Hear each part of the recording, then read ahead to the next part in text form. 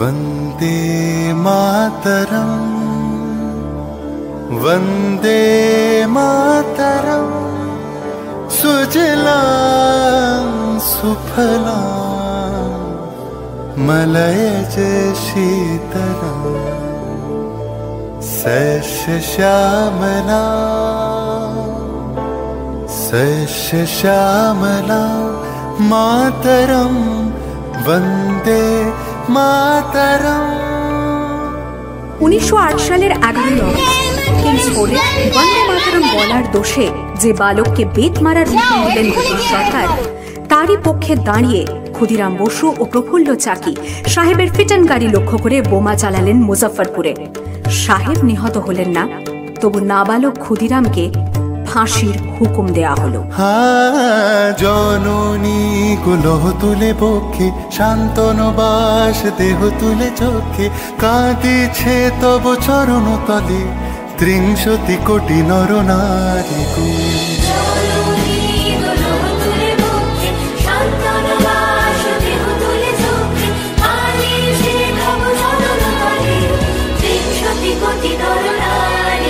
যারা স্বর্গগত তারা এখনো জানে স্বর্গের চেয়ে প্রিয় জন্মভূমি, এসো স্বদেশ ব্রতের মহাদীক্ষালু সেই মৃত্যুঞ্জয়ের চরণ জমি। যারা জীর্ণ জাতির বুকে জাগালো আশা, মন মলিন মুখে জোগালো ভাষা, আজি রক্ত কমল গাথা, আজি রক্ত কমল গাথা মানল খানে বিজয় লক্ষ্মী দেবতাদেরই কলে।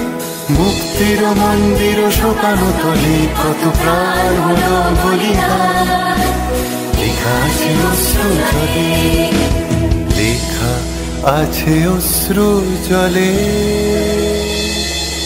9 সেপ্টেম্বর 1915 ইংরেজদের সঙ্গে সম্মুখ সমরের স্বাধীনতা ছিনিয়ে নিতে অস্ত্র আনার পরিকল্পনা করেন যতীন্দ্রনাথ মুখোপাধ্যায়। বালেশ্বরে সঙ্গীদের নিয়ে জাহাজ থেকে সেই অস্ত্র নামাতে গেলে ইংরেজ বাহিনী তাঁদের ঘিরে ফেলে। বুড়িবালমের তীরে লড়াই বাঁধে বিরাট ইংরেজ বাহিনী বনাম বাঘা যতীন ও তার 4 সতীর্থদের। এককালে শুধু ভোজালি হাতে যিনি বাঘ মেরেছিলেন, সেই বীর সেদিন লুটিয়ে পড়লেন। আমি হাসি হাসি পড়ব ফাঁসি, দেখবে ভারতবাসী। ও মা হাসি হাসি পড়ব ফাঁসি, দেখবে ভারতবাসী। একবার বিদায় দে মা, ঘুরে আসি।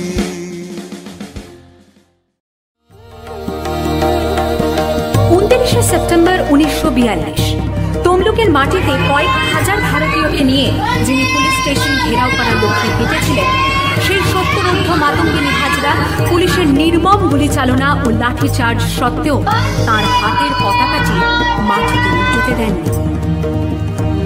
দুর্গম গিরিকান্তার মরুদুস্তর পারাপারোহে লঙ্ঘিতে হবে রাত্রি নিশীথে যাত্রীরা খুশিয়া।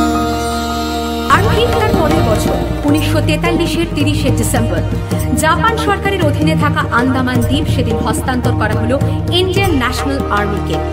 পোর্ট ব্লেয়ারের মাঠে তিরঙ্গা পতাকা তুললেন সুভাষচন্দ্র। এটাই স্বাধীন ভারতের মাটিতে প্রথম তেরঙ্গা ঝান্ডা। আইএনএর commander in chief Subhas Chandra Bose হলেন ভারত, যাকে স্বীকৃতি দিয়েছিল 18টি দেশ।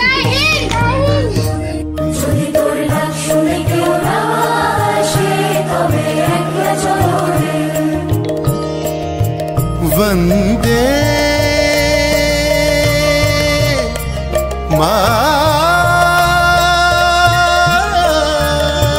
वंदे